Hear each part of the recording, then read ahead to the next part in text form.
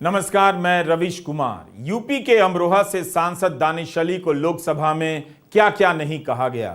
बहस तो चंद्रयान की सफलता पर हो रही थी, मगर बीजेपी के एक सांसद इस हद तक चले गए कि मजहब का नाम लेकर विरोधी दल के सांसद को निशाना बनाने लग गए। बसपा सांसद दानिश अली को जिस तरह से बोला गया, मेरी राय में उन्हें लोकसभा की सदस्यता से इस्तीफा दे देना चाहिए। कायदे से बीजेपी के जिस सांसद ने उनके साथ अभद्रता की है, उनके खिलाफ भी कड़ी कार्रवाई होती और उन्हें निलंबित कर दिया जाता, लेकिन इसका चांस कम है। इसलिए दानिश अली को ही सदस्यता छोड़ देनी चाहिए। यह दानिश अली पर निर्भर करता है कि वे उस सदन का सदस्य बने रहना चाहते हैं जिसके भीतर उन्हें मजहब और आतंक का नाम लेकर निशाना बनाया गया। उस जगह पर जहां किसी भी दल के सांसद को विशेषाधिकार हासिल होता है, जहां वे सबसे अधिक सुरक्षित होते हैं। मगर बीजेपी के सांसद रमेश बिधूड़ी ने आतंक और धर्म से जोड़कर दानिश अली को जो कहा है, उससे साफ है कि कम से कम भावनात्मक रूप से दानिश अली वहां पर बहुत ज्यादा सुरक्षित नहीं लगते। हम जिन आपत्तिजनक शब्दों की बात कर रहे हैं, उन्हें लोकसभा की कार्यवाही से निकाल दिया गया है, इसलिए उन्हें दोहरा नहीं रहे, क्योंकि यही नियम है कि जो शब्द कार्यवाही से निकाल दिया जाए वो बाहर नहीं आए। मगर रमेश बिधूड़ी का वीडियो बयान चारों तरफ फैल चुका है, हजारों लोग शेयर कर रहे हैं, जनता देख रही है, सुन रही है कि दानिश अली को क्या क्या कहा गया है। कल की घटना का संज्ञान लेते हुए जो उचित कार्रवाई है वो करेंगे। मैंने नोटिस दिया है, क्योंकि सब चीज रिकॉर्ड पे है और ये पहली बार हुआ है कि एक चुने हुए सांसद के खिलाफ इतनी अमर्यादित भाषा, इस तरीके की धमकी। मैं पूछना चाहता हूं, क्या आरएसएस की शाखाओं में, क्या प्रधानमंत्री नरेंद्र मोदी जी के नए भारत की प्रयोगशाला में कैडर को यही पढ़ाया जाता है?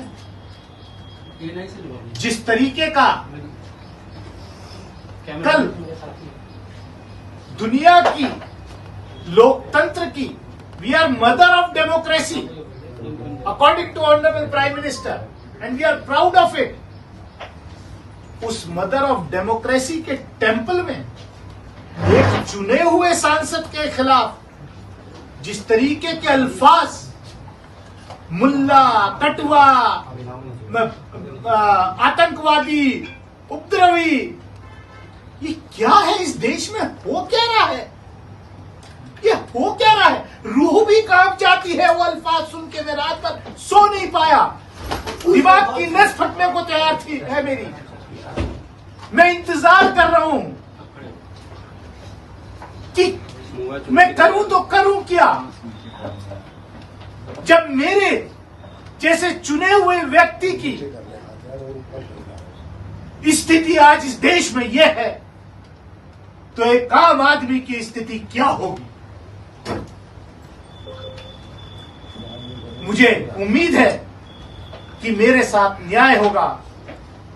आदरणीय स्पीकर साहब कार्रवाई करेंगे, नहीं तो मैं भरे मन से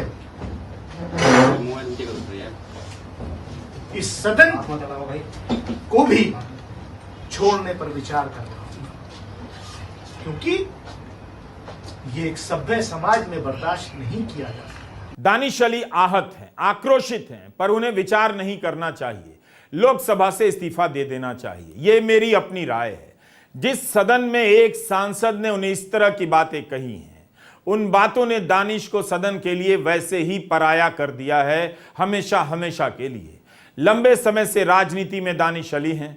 2019 में बसपा के टिकट पर यूपी के अमरोहा से चुनाव जीते, पहली बार सांसद बने। बसपा में आने से पहले लंबे समय तक जनता दल सेक्युलर में रहे और एचडी देवेगौड़ा की पार्टी में काम करते रहे।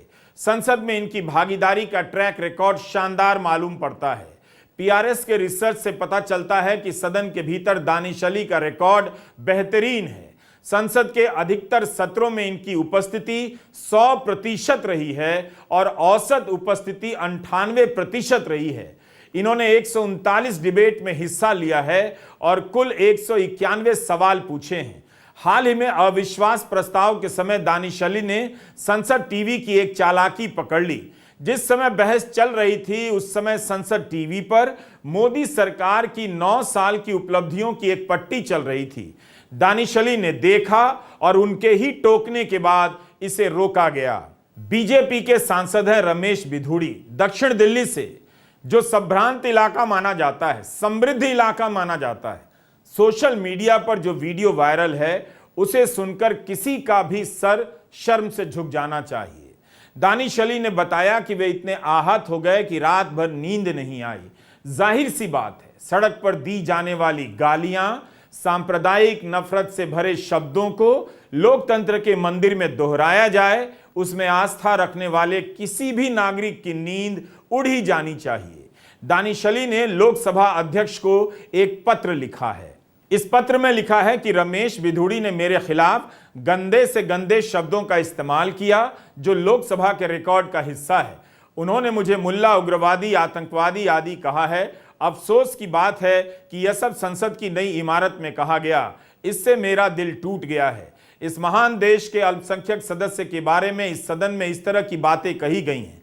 इसलिए मैं रूल 222, 226, 227 के तहत नोटिस दे रहा हूं और चाहता हूं कि रमेश बिधूड़ी के खिलाफ कार्रवाई हो। इस मामले को विशेषाधिकार कमेटी के पास भेजा जाए और इस मामले में जांच के भी आदेश दिए जाएं। नई पार्लियामेंट की शुरुआत बिधूड़ी से हुआ है, इनके शब्दों से हुआ है और ये बीजेपी की मंशा को दर्शाता है। ये बिधूड़ी जो कह रहे हैं ये बीजेपी की मंशा। मैं रक्षा मंत्री का खुद बहुत आदर करता हूँ, सम्मान करता हूँ। उनकी मजबूरी थी, उनको उठना पड़ा, उन्होंने माफ़ी मांगी। पर मैं ज़रूर ये मांग करूँगा कि इस सांसद के खिलाफ कड़ी कार्रवाई करनी चाहिए। आम आदमी पार्टी के 2 सांसद राज्यसभा में सस्पेंड हुए हैं, राघव चड्ढा और संजय सिंह, क्योंकि वो नारे लगा रहे थे, वो प्रोटेस्ट कर रहे थे और उनको सस्पेंड किया गया। और बिधूड़ी ने जो भाषा का इस्तेमाल किया है, मैं समझता हूं ये एक फिट केस है सस्पेंशन के लिए और इनके खिलाफ कड़ी सी कार्रवाई की जानी चाहिए। कांग्रेस ने भाजपा सांसद रमेश बिधूड़ी को निलंबित किए जाने की मांग की है। राजद नेता लालू प्रसाद यादव ने भी दानिश अली के साथ हुई इस घटना की निंदा की है। उन्होंने कहा है कि प्रधानमंत्री ने देश की समृद्ध संसदीय परंपराओं के विरुद्ध ऐसी विकृत सामाजिक राजनीतिक संस्कृति को जन्म दिया है जिसमें इनकी एक सांसद राष्ट्रपिता गांधी जी के हत्यारे आतंकवादी का महिमा मंडन करती हैं। पीएम के इशारे पर एक बीजेपी सांसद पार्लियामेंट के अंदर विपक्ष के एक सांसद के लिए जिस अमर्यादित, असंसदीय और तुच्छ भाषा का प्रयोग कर रहा है वह घोर आपत्तिजनक, निंदनीय एवं लोकतंत्र व समाज के लिए चिंताजनक है। यह इनका अमृतकाल नहीं बल्कि विषकाल है। दानिश अली का आक्रोश समझ आता है, उनकी बेबसी भी समझ आ रही है। उम्मीद है देश को यह बात समझ आएगी कि एक सांसद को मुसलमान होने के कारण अब सदन के भीतर भी वही सुनना पड़ता है जो सड़क पर आम लोगों के बारे में कहा जा रहा है। आपके घरों के रिश्तेदारों और हाउसिंग सोसाइटी के व्हाट्सएप ग्रुप के अंकल आंटी ने इस समाज की सुंदर संस्कृति को बर्बाद कर दिया है। इन सभी से आप दूर रहिए और सावधान भी रहिए। क्या हम इसलिए चुन के आते हैं? क्या देश को आजादी इसलिए दिलाई गई थी? क्या हमारे पुरखों ने कुर्बानियां इसलिए दी थी इस देश की आजादी के लिए कि जब हमारे प्रतिनिधि चुन करके जाएंगे तो उनको ये सुनने को मिलेगा? दुनिया के अंदर आज देश की क्या तस्वीर आपने खींच के रख दी? महिलाओं को आरक्षण ये स्पेशल सेशन था 75 साल अमृत काल में हम गए हैं, पार्लियामेंट की नई बिल्डिंग में हम गए हैं, महिलाओं के आरक्षण के लिए ये संसद का सत्र विशेष रूप से बुलाया गया। वो आरक्षण कब मिलेगा? 2029 में लागू होगा, 2034 में होगा या 2047 में होगा? अभी उस पर सवालिया निशान है, मैं उसमें नहीं जाना चाहता। लेकिन मुझे तो ऐसा लग रहा है कि क्या ये स्पेशल सेशन इस देश के चुने हुए एक सांसद को उसकी कम्युनिटी से लिंक करके उस पर इस तरीके का अटैक करना सोच भी नहीं सकता, मैं सोच भी नहीं सकता। इन्होंने केवल मुझे या मेरे फॉलोवर्स को ही नहीं, पूरे देश को शर्मसार किया है, पूरे देश की आत्मा को शर्मसार करने का काम किया है।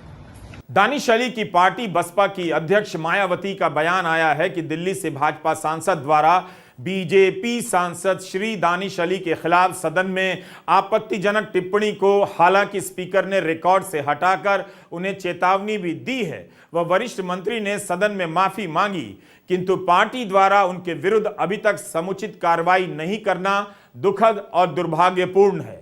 एआईएमआईएम के अध्यक्ष और सांसद असदुद्दीन ओवैसी ने कहा है कि इस वीडियो में चौंकाने वाला कुछ भी नहीं। भाजपा एक अथाह खाई है, इसलिए हर दिन एक नया निचला स्तर मिल जाता है। मुझे भरोसा है कि इनके खिलाफ कोई कार्रवाई नहीं होगी। संभावना है कि आगे इन्हें भाजपा दिल्ली प्रदेश अध्यक्ष बना दिया जाएगा। आज भारत में मुसलमानों के साथ वैसा ही सलूक हो रहा है जैसा हिटलर के जर्मनी में यहूदियों के साथ किया जाता था। मेरा सुझाव है कि नरेंद्र मोदी जल्द से जल्द इस वीडियो को अरबी में डब करें और अपने हबीबियों को भेजें। देश की संसद में बीजेपी के सांसद रमेश बिधूड़ी ने ये सारी बातें कही हैं। मुसलमानों के खिलाफ नफरत की राजनीति अब आधिकारिक हो चुकी है। इन सभी नेताओं के बयान में खास बात नोट करने लायक है। दानिश अली से लेकर ओवैसी तक कह रहे हैं कि रमेश बिधूड़ी के खिलाफ कोई कार्रवाई नहीं होगी। दरअसल इसी में संदेश है कि इस राजनीति को, इस तरह के बयानों को ऊपर से समर्थन हासिल है, वरना मांग करने से पहले रमेश बिधूड़ी के खिलाफ कार्रवाई हो चुकी होती। बीजेपी ने केवल नोटिस दिया है। कई सांसदों ने रमेश बिधूड़ी के खिलाफ कार्रवाई की मांग की है, निलंबन की मांग की है। पीटीआई की यह खबर है, लोकसभा अध्यक्ष ओम बिरला ने रमेश बिधूड़ी को चेतावनी दी है कि अगर दोबारा ऐसी हरकत हुई तो कड़ी कार्रवाई होगी। दोबारा जो बातें आए दिन हो रही हैं उसे सदन में कहना दोबारा ही कहना है। इस पर सवाल उठ रहा है कि लोकसभा अध्यक्ष की यह बात सूत्रों से क्यों आ रही है। उन्होंने रिकॉर्ड पर यह बात क्यों नहीं कही, ट्वीट क्यों नहीं किया, बयान क्यों नहीं जारी किया। मगर ऐसा नहीं होता है। भारतीय जनता पार्टी ने रमेश बिधूड़ी को नोटिस जारी किया है, लेकिन इससे क्या होगा। महाराष्ट्र में सपा के विधायक अबू असीम आजमी ने ट्वीट कर लिखा है कि नए संसद भवन में एक भाजपा सांसद रमेश बिधूड़ी द्वारा ऑन रिकॉर्ड मुस्लिम सांसद दानिश अली को मुल्ला, उग्रवादी, आतंकवादी कहा गया। यह घोर निंदनीय है। ये भाषा मुसलमानों को लेकर भाजपा की मानसिकता को दर्शाती है। सांसद रमेश बिधूड़ी को भाजपा ने तत्काल निष्कासित करना चाहिए, लेकिन शायद ऐसा नहीं होगा, बल्कि उस सांसद को मंत्री बना दिया जाएगा। मुझे भी विधानसभा में गद्दार, पाकिस्तान चले जाओ जैसे शब्द कहे गए। इस बात से हमारी वतन परस्ती में कतरा भर भी फर्क नहीं पड़ता, लेकिन ऐसी मानसिकता रखने वालों से लड़ने का जज्बा और बढ़ता है। यह कितना दुखद है। सदन की कार्यवाही से उन शब्दों को निकाल दिया गया है, मगर उस मानसिकता का क्या होगा जो आज गोदी मीडिया के एंकर से लेकर व्हाट्सएप ग्रुप के अंकिल आंटियों के बीच फैली हुई है। वहां ये सभी शब्द पूरी तरह से मौजूद हैं, इस्तेमाल किए जाते हैं, और दानिश नहीं तो किसी और के खिलाफ लगातार इस्तेमाल हो रहे हैं। सदन में जब बीजेपी के दक्षिण दिल्ली से सांसद रमेश बिधूड़ी ने 3 बार 4 बार दोहराया तो किसी को यकीन नहीं हुआ, मगर वे रुक नहीं रहे थे। आतंक के बाद धर्म से जोड़कर बोलने लगे। इसके बाद बाहर आकर देख लेने की बातें भी कह गए। एक मौके पर वो दानिश को बाहर फेंकने की बात करते हैं, कहते हैं कि मेरे सामने खड़ा हुआ तो मैं बोलने नहीं दूंगा। रक्षा मंत्री राजनाथ सिंह ने इसके लिए माफी मांगी, कहा है कि अगर विपक्ष का कोई सदस्य इस टिप्पणी से आहत हुआ है तो मुझे अफसोस है। कमाल है, अगर कोई सदस्य आहत हुआ है तो इतने बेमन से माफी ही क्यों मांगी गई? क्या रक्षा मंत्री को यह लगा कि इतना सब कहने के बाद दानिश अली या कोई भी आहत नहीं हुआ होगा? क्या रक्षा मंत्री खुद आहत नहीं हुए? अगर ये माफी है तो इस माफी का क्या मतलब? आप सोचिए, अगर यही सारे शब्द दानिश अली ने कहे होते तो आज उनके साथ क्या हुआ होता? लोकसभा से निलंबित तो कर ही दिए जाते, गोदी मीडिया पूरे देश में दानिश अली के बहाने न जाने कितनी बड़ी आबादी को दुश्मन के रूप में स्थापित कर देता और आपके बीच नफरत फैला देता। पहले तो संसद के बाहर ही होते थे, अब संसद के अंदर भी मारने की धमकियां दी जा रही हैं। बाहर तो धमकियां बहुत बार नेताओं ने, इनके मंत्रियों ने, सबने दी, लेकिन ये सोचना पड़ेगा कि हम इस देश को अमृतकाल में किस तरफ ले जा रहे हैं। जिस वक्त बीजेपी सांसद रमेश बिधूड़ी दानिश अली को लगातार बोले जा रहे थे, उस समय अध्यक्ष की कुर्सी पर कांग्रेस के सांसद कोडिकुन्नील सुरेश थे। उन्होंने कहा कि मैंने सुनिश्चित करवाया है कि बिधूड़ी की टिप्पणी हटा दी जाए। राजद सांसद मनोज झा ने ट्वीट किया है, ये है अमृतकाल का हमारा नया पार्लियामेंट और ये हैं हमारे महामानव के उत्कृष्ट दर्जे के सांसद। पूरे वसुधैव कुटुंबकम की नग्न सच्चाई अपने शब्द और भाव से भाई साहब ने प्रकट कर दिया। जय हिंद। उस वीडियो को हमने भी देखा। जब रमेश बिधूड़ी हद से बाहर जा रहे थे तब पीछे बैठे पूर्व स्वास्थ्य मंत्री हर्षवर्धन और पूर्व कानून मंत्री रविशंकर प्रसाद हंसते हुए नजर आए। आप ये वीडियो देख सकते हैं। इस पर हर्षवर्धन ने ट्वीट कर लंबा चौड़ा बयान जारी किया है। उन्होंने इस बयान में लिखा है कि दो सांसद एक दूसरे के खिलाफ असंसदीय भाषा का इस्तेमाल कर रहे थे। फिर आगे जाकर उसी पत्र में यह भी लिखते हैं कि उन्हें शोर शराबे में साफ साफ पता नहीं चल रहा था। सवाल है कि दानिश अली ने ऐसा क्या कहा होगा? क्या कहा भी है? एक्सप्रेस में दानिश अली का बयान छपा है कि बिधूड़ी ने जब प्रधानमंत्री के बारे में कहा तो मैंने उन्हें टोका कि कोई भी प्रधानमंत्री के बारे में इस तरह की बात नहीं करता है। उसके बाद वे अनाप शनाप बोलने लग गए। खैर, हम पूरा पत्र तो नहीं पढ़ रहे डॉक्टर हर्षवर्धन का, लेकिन उनके पत्र का एक बड़ा हिस्सा जरूर पढ़ेंगे। हर्षवर्धन लिखते हैं कि मैंने अपना नाम ट्विटर पर ट्रेंड होते देखा है, जहां लोगों ने मुझे इस दुर्भाग्यपूर्ण घटना में बेवजह घसीटा है, जहां दो सांसद सदन में एक दूसरे के खिलाफ असंसदीय भाषा का इस्तेमाल कर रहे थे। हमारे वरिष्ठ और सम्मानित नेता श्री राजनाथ सिंह जी पहले ही दोनों पक्षों द्वारा इस तरह की अनुचित भाषा के उपयोग की निंदा कर चुके हैं। मैं अपने मुस्लिम दोस्तों से पूछता हूं जो आज सोशल मीडिया पर मेरे खिलाफ लिख रहे हैं, क्या वे वास्तव में मानते हैं कि मैं कभी भी ऐसी अपमानजनक भाषा के इस्तेमाल में भागीदार बन सकता हूं जो किसी एक समुदाय की संवेदनाओं को ठेस पहुंचाती हो? यह नकारात्मकता से भरी एक द्वेषपूर्ण, बेबुनियादी, पूर्णतः झूठ और मन गढ़ंत कहानी है और सोशल मीडिया पर कुछ निहित राजनीतिक तत्वों द्वारा मेरी छवि को खराब करने के लिए इसका इस्तेमाल किया जा रहा है। हालांकि मैं वहां एक दूसरे पर फेंके जा रहे शब्दों की नोक-झोंक का प्रत्यक्षदर्शी जरूर था। सच बात तो यह है कि उस शोर शराबे में मैं स्पष्ट रूप से कुछ भी समझ नहीं पा रहा था। हर्षवर्धन के पत्र का पूरा हिस्सा हमने नहीं लिया, मगर इसमें वे विस्तार से बता रहे हैं कि कैसे चांदनी चौक की ऐतिहासिक गलियों में फाटक तेलियान, तुर्कमान गेट में पैदा हुए, यहीं पले बढ़े, अपने मुस्लिम दोस्तों के साथ खेलते हुए बड़े हुए। ये जवाब बेहद दिलचस्प है। वे बिधूड़ी के खिलाफ कार्रवाई की बात नहीं करते हैं, ठीक से निंदा भी नहीं करते हैं, मगर अपने बचाव में बचपन की यादों को ले आते हैं जहां वे किसी मुसलमान दोस्त के साथ खेला करते थे। आज उनके साथ के सांसद हैं रमेश बिधूड़ी। उनके साथ भी तो हर्षवर्धन का दिन रात उठना बैठना होता रहा होगा। बिधूड़ी दिल्ली के ही है, फिर बिधूड़ी के बयान की निंदा में इतनी बातें क्यों नहीं कह पाए? बिधूड़ी के मामले में बचाव करना था तो हर्षवर्धन को बचपन याद आ गया। लोकसभा की यह घटना साधारण नहीं है, मगर इस पर भी प्रधानमंत्री की चुप्पी इसे साधारण बना देगी। नमस्कार, मैं रवीश कुमार।